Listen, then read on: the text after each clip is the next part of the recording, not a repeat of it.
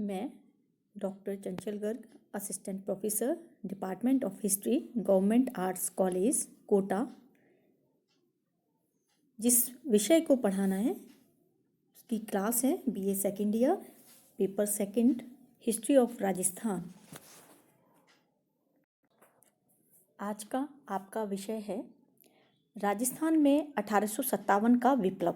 इसे 1857 की क्रांति भी कहा जाता है। मुख्यतः जिन बिंदुओं का आपको अध्ययन करना है वो है कारण, स्वरूप और परिणाम। सबसे पहली चीज़ कि राजस्थान में जो 1857 का विप्लव हुआ था, यह क्रांति किस किस के मध्य हुई। क्रांति हुई थी ईस्ट इंडिया कंपनी के विरुद्ध, और किसने की थी? भारतीय जनता ने की थी। उस समय लगभग संपूर्ण भारत, विशेषतः उत्तर भारत में 1857 की क्रांति हुई थी। जब उत्तर भारत इसमें शामिल था तो स्वाभाविक है राजस्थान भी इसमें शामिल था, और राजस्थान में भी यह क्रांति हुई। सबसे पहले हम बात करते हैं ईस्ट इंडिया कंपनी की। ईस्ट इंडिया कंपनी क्या थी? ईस्ट इंडिया कंपनी एक व्यापारिक कंपनी थी जिसकी स्थापना 1600 ईस्वी में इंग्लैंड में हुई, और वह भारत में व्यापारिक उद्देश्यों से आई।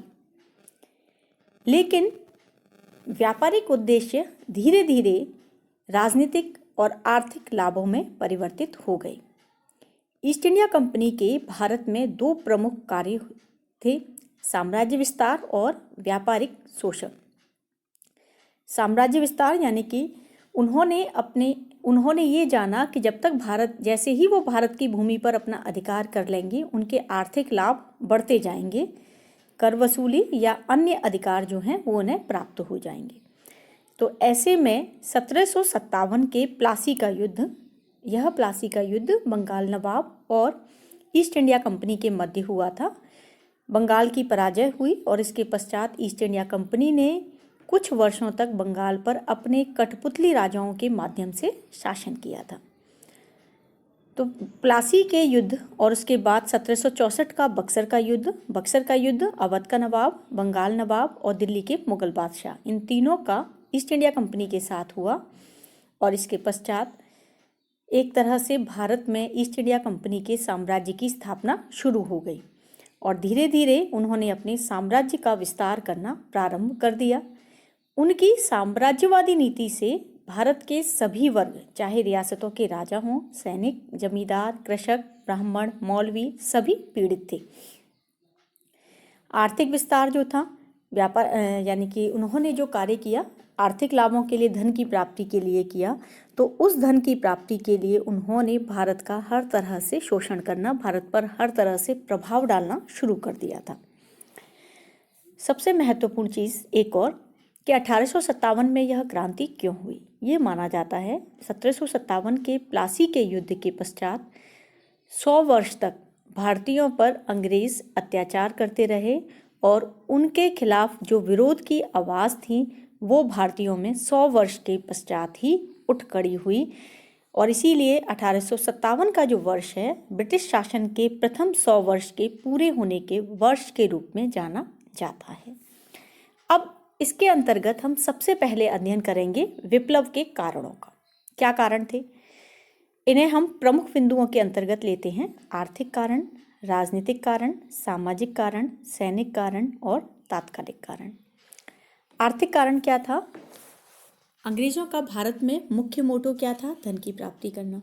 तो ऐसे में उन्होंने भारत में कर वसूलने की जो प्रणाली थी वो शुरू कर दी, और उन्होंने अपने अनुसार कर वसूली के लिए नई व्यवस्थाएं लागू की। जबकि भारत में यह परंपरा थी कि कर की वसूली ऐसे तरीके से होती थी कि जनता का शोषण ना हो, लेकिन अंग्रेजों ने अपने लाभ के लिए जो लगान वसूली की व्यवस्थाएं लागू की वो किसानों के पूरक थी।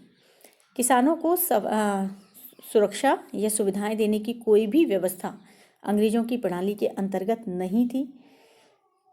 कुछ अंग्रेजी कानून लागू हुए, जिन अंग्रेजी कानूनों को जो अनपढ़ और गांव की जनता थी वो समझने में असमर्थ रही भारत की, और ऐसे में उनका शोषण प्रारंभ हो गया। भ्रष्टाचार भारत में बहुत अधिक फैल गया। इस तरह से इसके अलावा हम ये भी देखते हैं कि इन्होंने राजाओं महाराजाओं से खिराज के रूप में, युद्ध हर जाने के रूप में, उपहारों के रूप में बहुत अधिक धन प्राप्त करना शुरू कर दिया। तो ऐसे में राजाओं ने इसकी प्राप्ति का साधन बनाया सामंतों को और जनता को। जनता पर विभिन्न प्रकार के कर लगाए और इन करों को लगाकर उनकी पूर्ति करने की कोशिश उन्होंने की। इसके अलावा इस समय तक इंग्लैंड में औद्योगिक क्रांति संपन्न हो चुकी थी। औद्योगिक क्रांति की वजह से वहाँ मशीनी सामान का आविष्कार होने लगा, वो बहुत बड़ी मात्रा में बनने लगा। तो ऐसे में अंग्रेज़ों को भारत एक ऐसे मार्केट के रूप में उन्होंने भारत को विकसित करना शुरू कर दिया जो कच्चे माल की तो मंडी हो गई और तैयार माल के लिए मार्केट हो गया। तो इन सब का प्रभाव भारतीय उद्योगों पर पड़ा। भारतीय उद्योग जो थे वो धीरे धीरे समाप्त होने लगे, उनके लिए उन्हें कच्चा माल भी नहीं मिल रहा था। तो इस तरह से भारत जो था वो निर्धनता की ओर जा रहा था और भारतीय जो थे इनके लिए रोजी रोटी की समस्याएं इस समय में उत्पन्न हो रही थी। राजनीतिक कारण की यदि हम बात करें कि राजनीतिक कारण क्या थे, आप लोग इससे पहले के टॉपिक में पढ़ चुके हैं कि 1818 ईस्वी में राजस्थान के लगभग सभी राजाओं ने अंग्रेजों के साथ उनकी संरक्षण संधि कर ली थी। तो ऐसे में अब जो नरेश थे वो पूरी तरह से कंपनी के अधीन आ गए थे। ये कहा जाता है कि ब्रिटिश सत्ता के प्रति जो भारतीय राजपूत राजा थे वे असीम निष्ठावान और उनके अनन्य भक्त बन चुके थे। इसे हम एक तरह से अनुपस्थित प्रभु सत्ता कह सकते हैं कि शासन तो राजा कर रहे थे लेकिन उन पर पूरी तरह नियंत्रण किसका था? अंग्रेजों का नियंत्रण उन पर था। ये भी कहा जाता है कि इस समय में अंग्रेज जो थे वो एक रिंग मास्टर की तरह थे और जो राजा थे वो शेर और चीतों की तरह थे, जिन शेर और चीतों को नियंत्रण करने का अधिकार जो था वो रिंग मास्टर के पास था। इस तरह से भारत में राजनीतिक रूप से भी जो हमें कमियां दिखाई देती हैं वो कमियां इसका कारण बनी। दूसरी चीज़, भारत में उन्होंने अपनी साम्राज्यवादी नीति के तहत कुछ कार्य ऐसे किए जिनसे विरोध की ज्वालाएं ज़्यादा उठ गईं। जैसे दिल्ली का मुगल बादशाह मुसलमानों के लिए एक प्रमुख रूप के कार्य करता था, जिसके प्रति उनकी हार्दिक आदर और प्रेम जिसे हम कह सकते हैं वह विद्यमान था।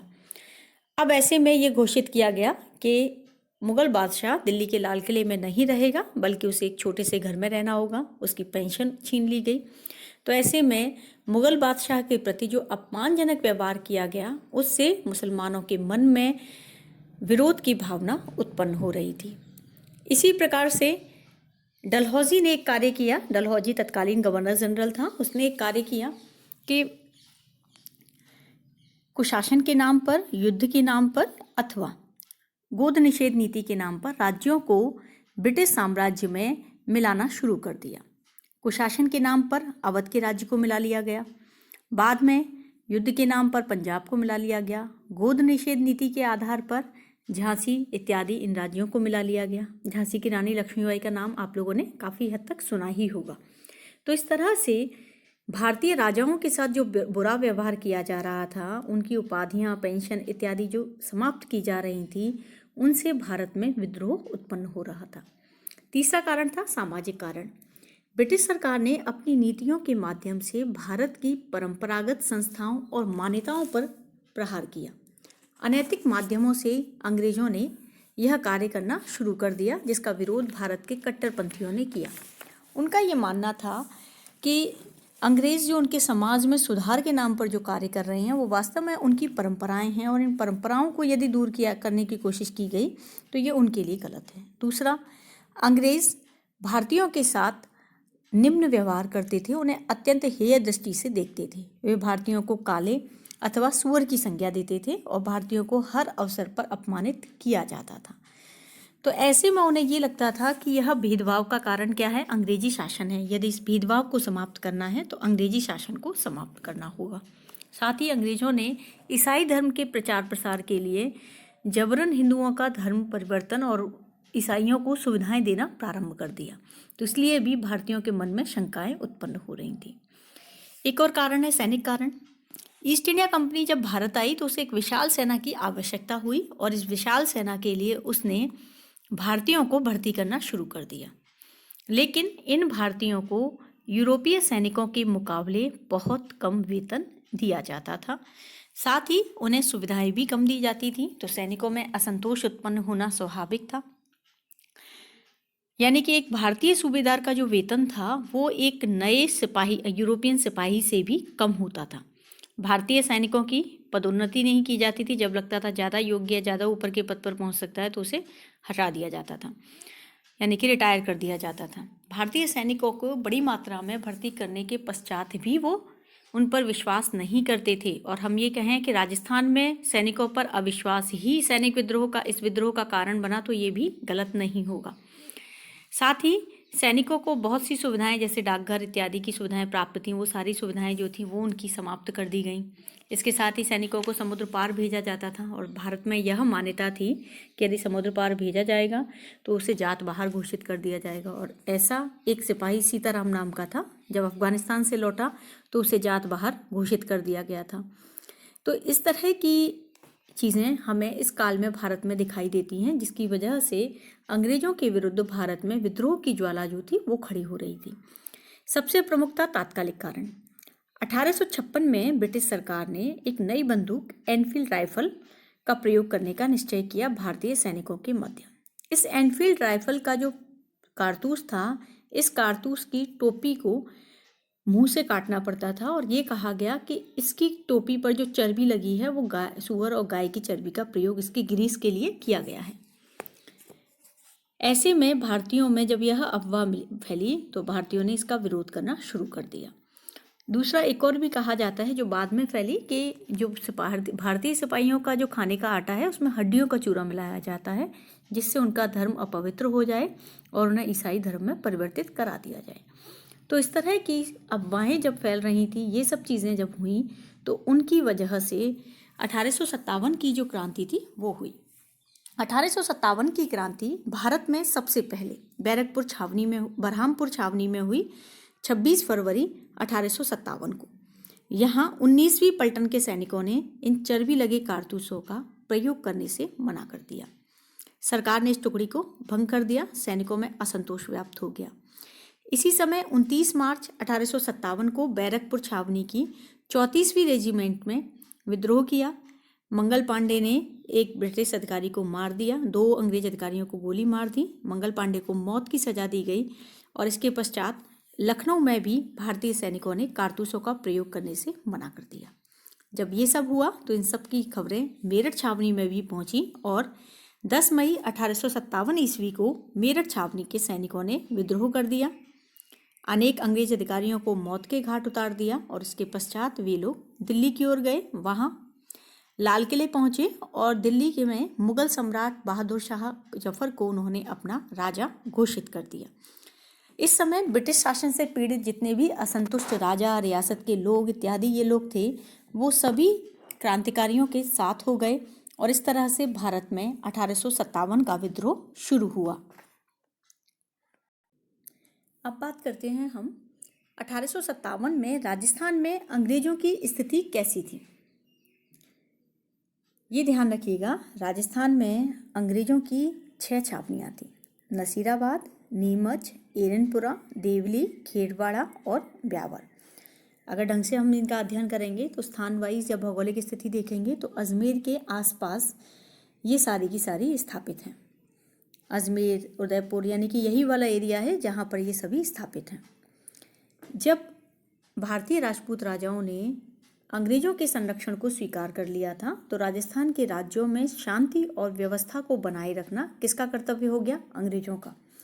तो ऐसे में अंग्रेजों ने 1832 ईस्वी में अजमेर में राजपूताना रेजिडेंसी की स्थापना की, और राजपूताना रेजिडेंसी का प्रमुख किसे बनाया? एजीजी को। एजीजी का मतलब है agent to the governor general को।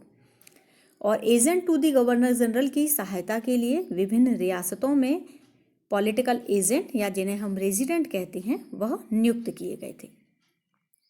1857 ईस्वी में इस पद पर जॉर्ज पैट्रिक लॉरेंस एजीजी था, और उसकी सहायता के लिए अन्य लोग भी राजस्थान में थे। 19 मई 1857 को पैट्रिक लॉरेंस को मेरठ की विद्रोह की सूचना प्राप्त हुई। तो जब उसे मेरठ विद्रोह की सूचना उसे प्राप्त हुई तो उसे उस समय राजस्थान की कंडीशन क्या थी कि छावनियों में 5,000 भारतीय सैनिक थे, कोई भी यूरोपीय सैनिक उस समय में वहाँ पर नहीं था और इसीलिए एजीजी को चिंता हुई। उसने राजस्थान के सभी राजाओं को निर्देश दिया कि वे ब्रिटिश सत्ता के प्रति निष्ठावान रहें, अपने राज्यों में शांति बनाए रखें, अपने राज्यों में विप्लवकारियों को न घुसने दें और यदि घुस जाएं तो उन्हें तुरंत गिरफ्तार कर लें। ब्रिटिश अधिकारियों द्वारा विप्लव के दमन के लिए जब भी सहायता मांगी जाए उन्हें सहायता दें। और सबसे ज़्यादा प्रमुख चिंता एजीजी को किस चीज़ की थी? अजमेर की, क्योंकि अजमेर में इस समय में ब्रिटिश सरकार का शस्त्रागार, राजकोष और बहुत अधिक संपदा थी। यदि विप्लवकारी अजमेर पर अधिकार कर लेते तो अंग्रेजी सरकार की जो स्थिति थी वो दयनीय हो जाती और विप्लवकारियों की स्थिति मजबूत हो जाती।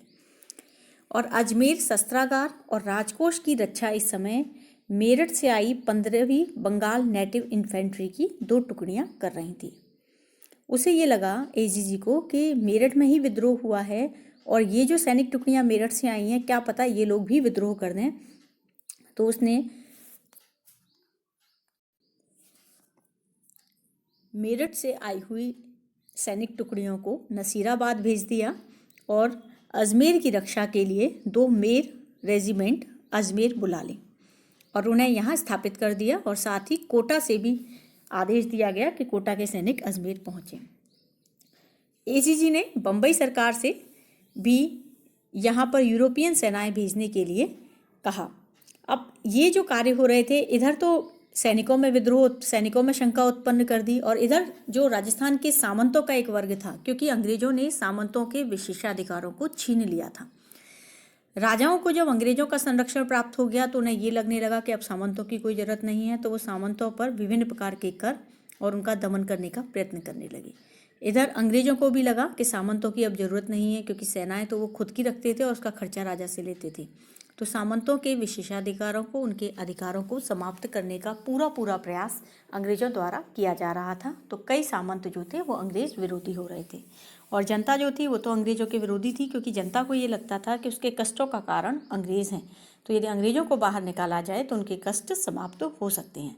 तो इस तरह से राजस्थान में सामंतों और जनता का एक वर्ग था, वह अंग्रेज विरोधी हो रहा था। राजस्थान में क्रांति का विस्फोट किस तरह से हुआ? सबसे पहले राजस्थान में जो क्रांति शुरू हुई वो नसीराबाद में हुई। ये ध्यान रखिएगा, कई बार ये कॉम्पिटिशन्स में भी पूछा जाता है क्वेश्चन कि राजस्थान में 1857 की क्रांति का सूत्रपात, ज्वालामुखी कहाँ फटा या इसका विस्फोट कहाँ हुआ? नसीराबाद में हुआ।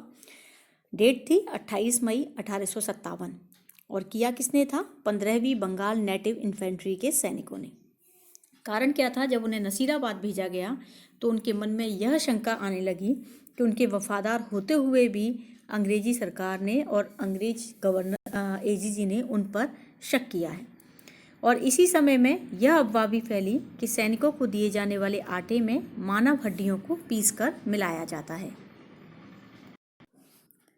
इसी समय सेना में यह अफवाह फैली कि खाने के आटे में मानव हड्डियों को पीसकर मिलाया जाता है।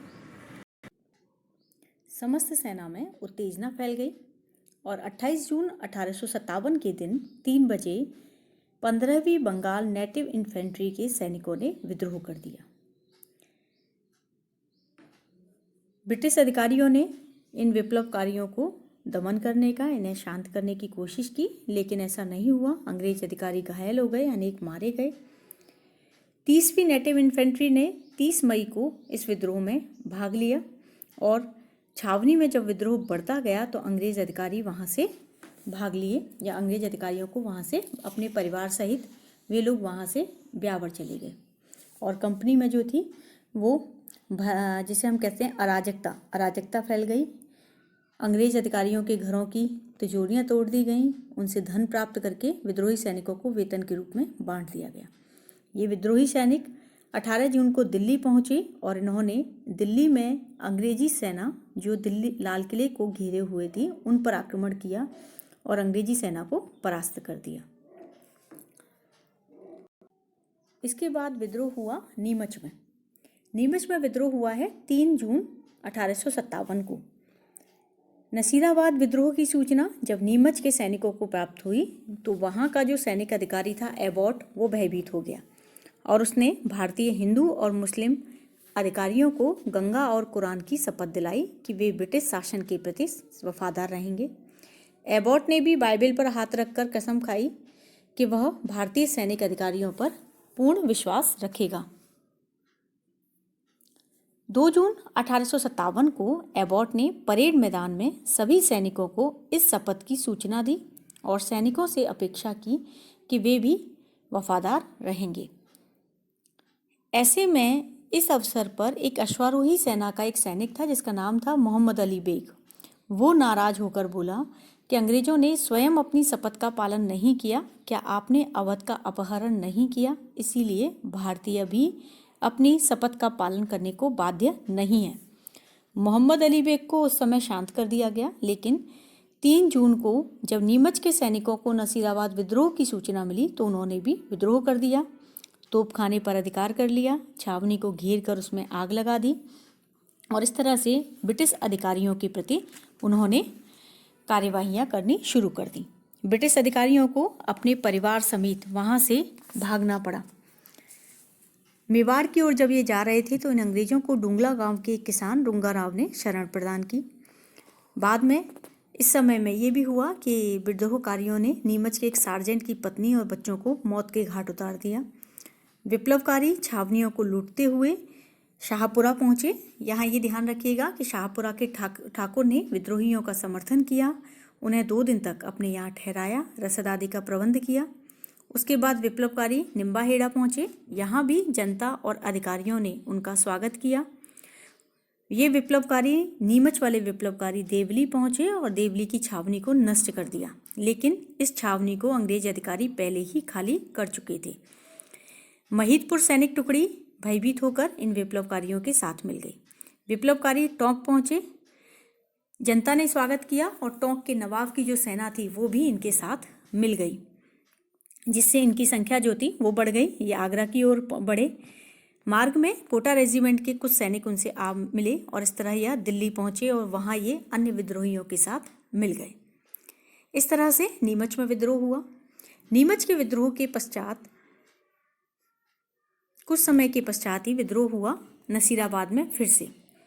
नसीराबाद में डीसा से बुलाई गई एक सैनिक टुकड़ी को एजीसी ने 12 जून 1857 में वहाँ तैनात किया था। बाद में वहाँ बम्बई नेटिव इन्फेंट्री में उत्तेजना व्याप्त हो गई और 10 अगस्त 1857 को बम्बई कैवलरी के एक सिपाही ने अपने कमांडर का आदेश मानने से इनकार कर दिया।